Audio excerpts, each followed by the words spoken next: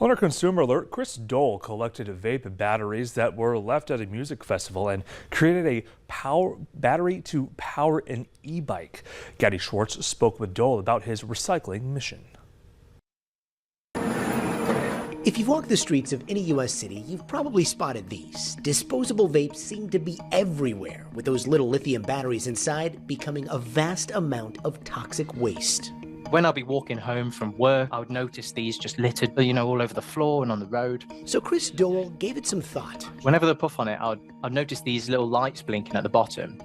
And it really got me thinking, there's got to be some valuable electronics inside these. So I began collecting them, taking them home and dissecting them. And then he realized something. They're meant to be used at least 500 times, but we're using them once and throwing them straight in the bin. Then he realized something else. A battery is just a battery. So he collected 130 of them left behind at a music festival and turned them into something remarkable. One man's trash is another man's fully rechargeable bicycle battery, right? Absolutely, yeah, that's it. A recent study found that the U.S. throws out 4.5 vapes per second. Waste that would stretch more than 7,000 miles in a year. That would take you to New York and London and back. This e-bike battery has got 13 little 3D printed modules that all stack together to build a massive battery pack. And then this casing here is also 3D printed, and that's what holds the whole thing together.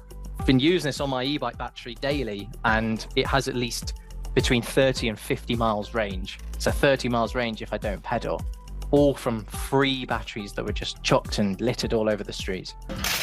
And things are just as bad in the UK, where they throw out 1.3 million of these things every week. Lucas Gutterman studies this stuff for a living. There's just no standard way to recycle these products. Consumers are really confused what to do. They want to do the right thing. And so really, they just shouldn't exist at all. And we really have to move away from these single-use disposable vapes.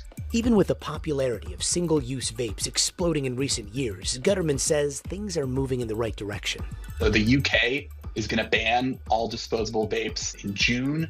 Australia has already banned, and there's interest from states from California to Kansas to ban disposable vapes in the US as well. In the meantime, Chris is out there giving hope for a new kind of buzz, one that turns waste into something charged with purpose.